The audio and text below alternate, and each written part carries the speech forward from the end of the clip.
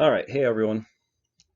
So for my section, I am going to cover some of the key points that I found important in the first three chapters of W. Edwards Deming's book, The New Economics. In chapter 1, Deming states that best efforts or new leadership will not bring improvement or innovation. Improvement and innovation come from leaders that possess the necessary knowledge to make changes for the better. There is no substitute for knowledge. Innovation comes from a leader's ability to predict the needs of the customer, the desire to give the customer more. It is not enough for a customer to just be satisfied with the goods or services provided. Such customers, even if they are loyal, will switch if another company innovates and produces a better product or a new product. Good leaders work with educated customers to improve the product offered. Deming gives an example in his book about makers of carburetors. In it, he states that there was once a time when every automobile had a carburetor. How could an automobile run without a carburetor? The makers of carburetors improved their product year by year. Customers were happy and loyal. Then came innovation, which resulted in the invention of the fuel injector, which does the job of a carburetor and a lot more. The fuel injector costs more than the carburetor, but when one line of cars adopted it, all the others followed. Carburetors went out, even on trucks. So that leads us to the next point, which is it is important to always ask, what business are we in? If the company that made the carburetor were simply in the business of making carburetors, they succeeded as they made good carburetors and worked to improve the carburetor year after year. However, if they were in the business of making the best or most efficient product that would put a mixture of air and fuel in the combustion chamber, then this would create a system where innovation could have led to a product that was better than the carburetor, like the fuel injector. Likewise, if we use the example of, say, a Parks and Recreation Director, which is more applicable to public administration, if you were to maintain the city parks and open spaces and continue providing the same recreation activities that you have been, then your customers may be satisfied. But what business are you in? A good director will look to the future by improving the parks and creating a variety of recreation activities based on the changing demographics of the community. Another area that Deming emphasizes is quality. Quality is determined by top management. By Deming's definition, a product or a service possesses quality if it helps somebody and enjoys a good and sustainable market. An industrial operator can only do the job that he is given. The operator can do quality work, but the overall quality and success of the product is determined by top management. Chapter 2 focuses on sources of loss or waste. One source of loss is by ranking employees. Ranking of employees creates a focus on the individual opposed to a team or cooperative effort towards a common goal. Rankings or merit systems create competition which demoralizes employees. Morale and consequently quality suffer when employees are just trying to please the boss and are focused on individual goals. When leaders manage their employees as a system, they allow for employees to take pride in their work and to focus on the quality of services provided to the customer. Every employee should see the process and where they fit into the process. When employees understand how each step of the process is dependent on the other, they see the importance of each person's role. This allows for greater improvement as employees can anticipate how their work affects everyone else in the system. Another source of loss that Deming mentions is creating numerical goals. Numerical goals are the enemy of quality. Numerical goals can be reached by many means, least of which is by providing quality service. Numbers can be distorted or faked to reach any goal, even those seemingly unattainable. Numerical goals neglect to focus on the method by which the goal was achieved, which leaves room for defects and/or a lack of quality service provided to the customer. In Chapter 3, Deming introduces the idea of working in a system. What is a system? Well, to quote Deming, a system is a network of interdependent components that work together to try to accomplish the aim of the system. For a system to be successful, it must have an aim or goal that is clear to everyone working within the system. Systems must be managed to promote cooperation and focus on the aim, otherwise individuals within the system may become competitive or selfish. Managers of the system must provide clarity as to what the aim of the system is and must provide proper direction towards that aim. Employees in a system must understand the detriment to the organization if there is a lack of cooperation, while also seeing how cooperation benefits all in reaching the aim of the system. When managing a system, it is the responsibility of the manager to maintain focus and progress towards the aim. This will require imagination and a willingness to change on the part of the manager.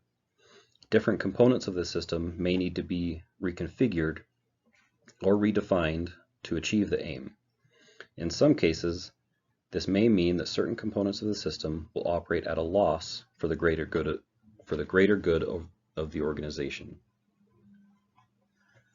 In Chapter 3, Deming tells a story about the Detroit News.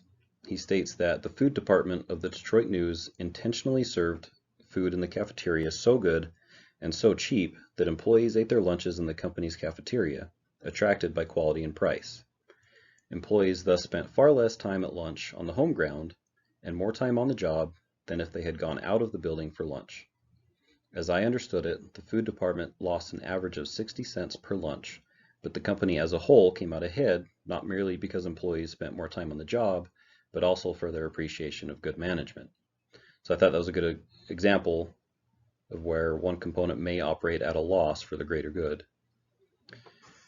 Managers also have the responsibility to innovate with an eye toward the future. Like the example of the carburetors from earlier, managers must continue to ask themselves what business they are in and use that method to ensure their aim is in the right place. In what business will the company be in 5 or 10 years from now?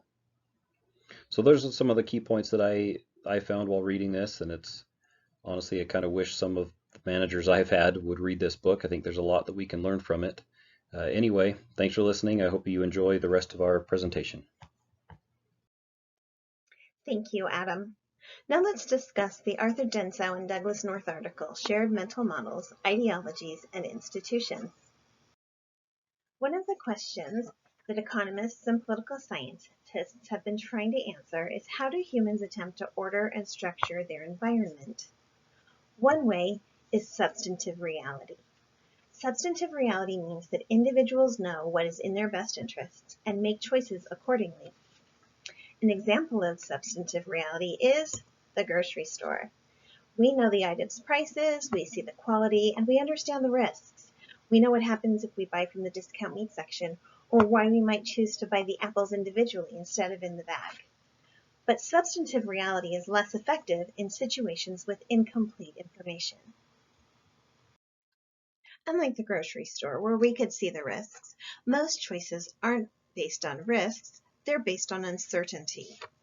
So how do we cognitively make sense of uncertainty? We use models in our head. These models are based on experiences and culturally provided categories and histories. The way that substantive reality works is if we have the models we need. Sometimes, if it's too complex, our models don't reduce the complexity, but instead substitute something familiar for something being experienced for the first time. That sometimes is not effective. We end up with the wrong information. There are other ways that substantive reality fails. The first is if we don't see a choice as important. If the choice isn't important, or if we don't feel like what we're choosing can make a difference, we won't invest the time and energy we need to improve our model to handle the choice better. Also, if we're not receiving feedback on the choices that we make, we're going to be unable to improve our model to make better choices next time. What about more complex problems? Problems where there's stronger uncertainty. These are hard problems, choices that are made in institutional settings. The goal of a good administrator should be to be able to focus on these problems that have a wide range of uncertainty. These problems are considered to be on the other side of the problem complexity boundary. These are problems with great uncertainty that cannot rely on the substantive reality rational approach.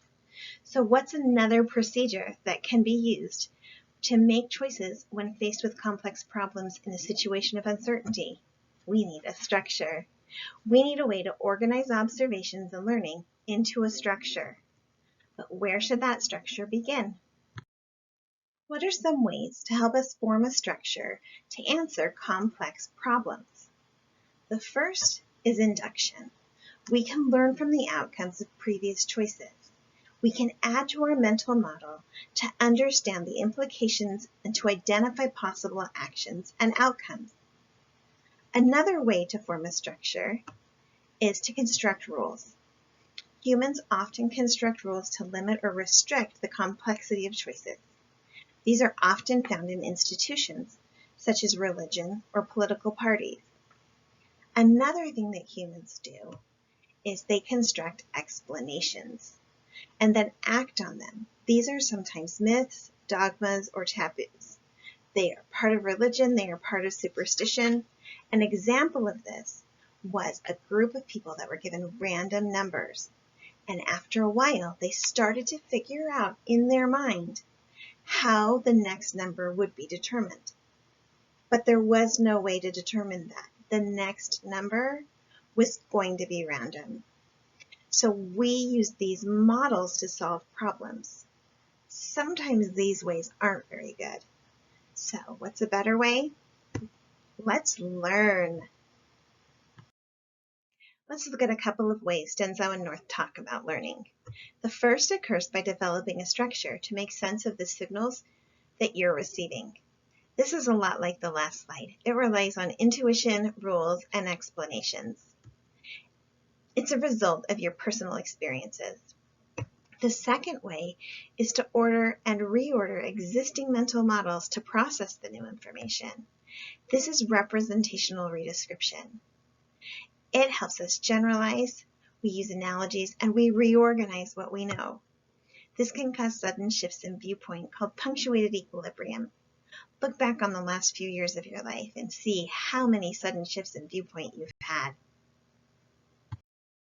W. Brian Arthur said, "It follows that if two people have been exposed to different experiences in the past, with resulting differences in the stock of conceptual representations they have formed, they may act on the same data differently. Each individual has unique perceptions of the world." So how does that work when you're trying to communicate different ideas or solve problems? So what is a shared mental model, or SMM? A shared mental model is when two people have similar cultures and experiences, and those cultures and experiences have created an individual mental model that's very similar. When two people with shared mental models come together, they can learn more quickly because they start from a different place. They already have those mental models to build upon. It also simplifies communication because there's no need for someone with a different mental model to try and decode what the person has said. People with shared mental models communicate more clearly. And a shared mental model becomes more effective when it is utilized more often. So now that we know about shared mental models, we need to decide how we can use them to improve systems within an organization. As a manager, how can we take this concept to make things better? And can we create a shared mental model as a culture of a group? Let's see what Lane has to say. Thanks. All right, well, thank you very much. I guess I'll just start out by quoting Denzau, Henrik, Miniassens, and Roy when they stated that Deming asserted that if actors operating in discrete agencies are to communicate and cooperate across organizational boundaries to get things done, they must shift their focus from an individual individual, departmental, or organizational level to a systems level. This is known as systems thinking. As you can see here on my slide, systems thinking is essentially stating that to accomplish a goal or task, you sometimes need to reach outside your department and collaborate with other people. You must all work together to accomplish whatever your goal is, or whatever goal you've set to achieve.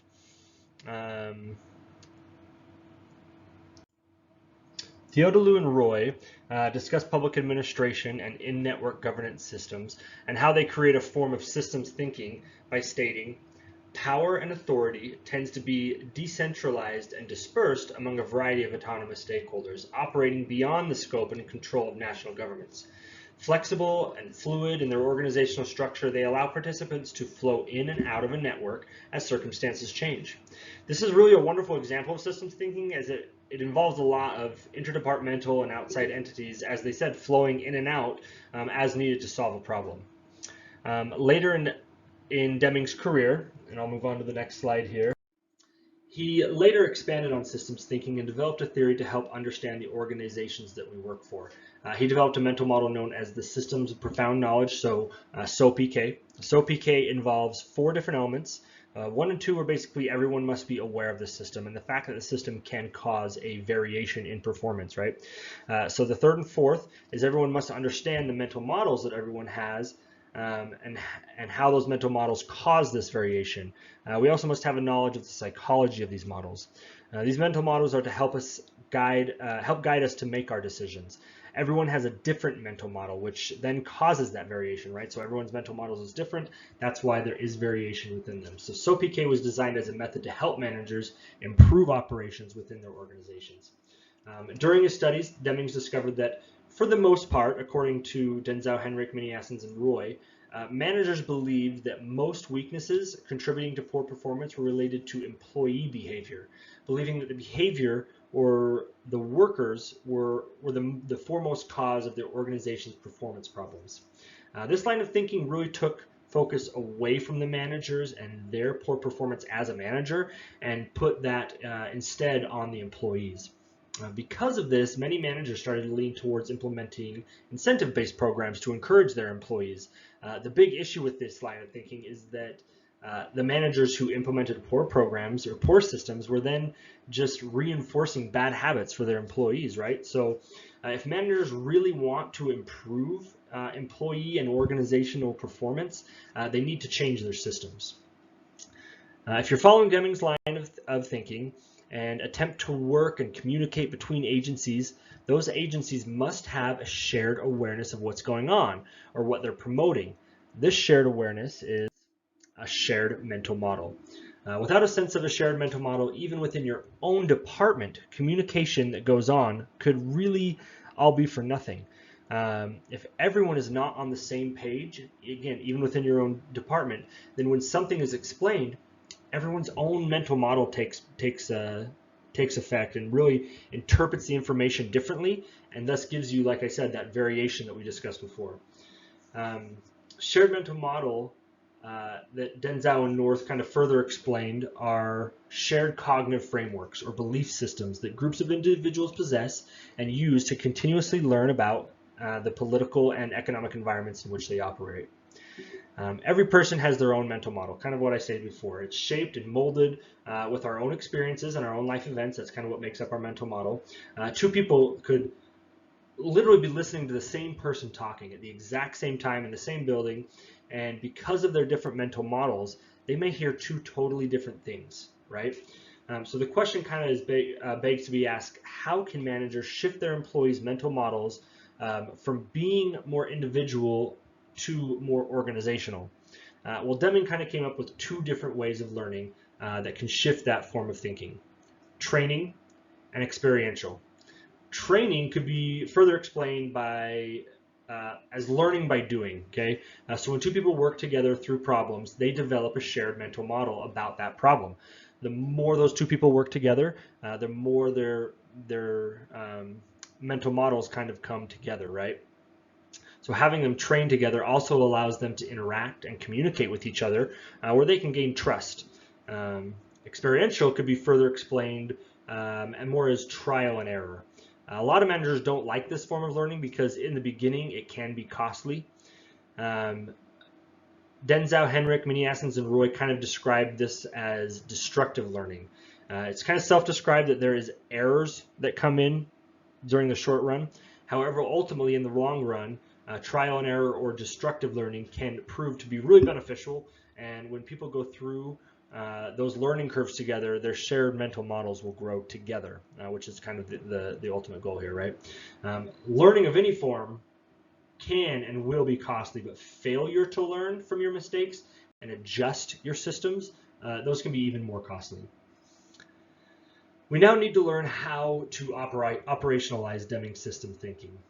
It comes in, so then comes the Nash equilibrium mental model, which suggests that in any given situation, any one actor has the optimal path they can choose that is relative to what other actors choose. Denzau, Henrik, Miniassens, and Roy have chosen to take it one step further and have broken Nash equilibrium into three separate concepts. Subjective Nash equilibrium, intersubjective Nash equilibrium, and objective Nash equilibrium. So SNE, ISNE, and ONE. To explain these, we'll use their prisoner's dilemma, okay, which is what I've got here on my screen. So given a situation where there are two separate prisoners who were involved in a crime, there's no other evidence of other than the words from each prisoner, and these two prisoners are put into separate interrogation rooms and asked questions. If these two prisoners had the same mental model, so they both had an understanding of what was going on, they both chose to not talk, as you can see, it would be assumed that they would both go free. The ONE would suggest that one or both of these prisoners would stray from the shared mental model and give information relating to the crime against the other prisoner to get themselves out of trouble based off what the other prisoner has done. With ONE, each person has a mental model of what is happening and what is at stake and makes their decisions based on their own mental model. Given these two same prisoners, let's say that neither of them knows each other or how the other was involved. In this situation, neither of them would have any information to give to the police officers about the other prisoner, which would then lead to an SNE, where neither prisoner really sees a strategy or a way to improve their own position. Okay, so now let's say that we go through these interrogations. The police officers are not really doing a very good job as they ask their questions and to each of the prisoners, and during the interrogations, the officers end up giving information to the prisoners that leads them to understand not only will they be able to go free if they don't say anything, but that they also know now, because of the police officers, that the other prisoner's not saying anything either. In this case, the two prisoners would then come to a shared mental model of the situation, and that would be an ISNE. So again, where the prisoners both have the same shared mental model of the situation and know what the other will likely do. So now we're kind of, if you look at these three different concepts and carefully kind of examine them, you would come to the conclusion that each of them are in a way kind of interrelated. With ONE, each person makes their decision based off the decisions that's made by the other person. So the prisoner makes his decision based off what the other prisoner is, they think the other prisoner is doing. SNE is essentially just an ONE, but each person uses their own given mental model to make their decisions. So in other words, if they each have a true understanding of the situation and the outcomes of their decisions, then their SNE would also be an ONE because they would have a shared mental model. So kind of as I stated before, with an ISNE, the two prisoners come to the same shared mental model. And that's what makes it an ISNE instead of an SNE. So we can determine that an ISNE is an SNE with a shared mental model. So all three concepts can essentially lead to the same outcome and be the same thing, but they don't have to be that way. They can all kind of act independently of each other as well. So leaders who develop a system of trust that runs off a shared mental model and have the opportunity, they really do have an opportunity to be transformational leaders. Just to touch on a few of Deming's 14 points of management to show what developing this system can do for you. you're able to create consistency within your organization. You'll be able to constantly improve and develop. You'll have better on-job training. In my industry, in Parks and Recreation, there's always miscommunications between the Parks Department and the Recreation Department, and having a shared mental model would really break down those barriers between departments, right? You'll have no need for work standards or quotas. And last thing, kind of my opinion, the most important thing is that you'll enable everyone to be part of the transformation, giving everyone, your employees and everyone in the organization, a sense of ownership and pride within the organization. So that's it for my section. I appreciate you very much for listening to us. We are Group 3. I'm Lane Jenkins, along with Natalie Gordon and Adam Gillespie. Thank you so much, and we appreciate you.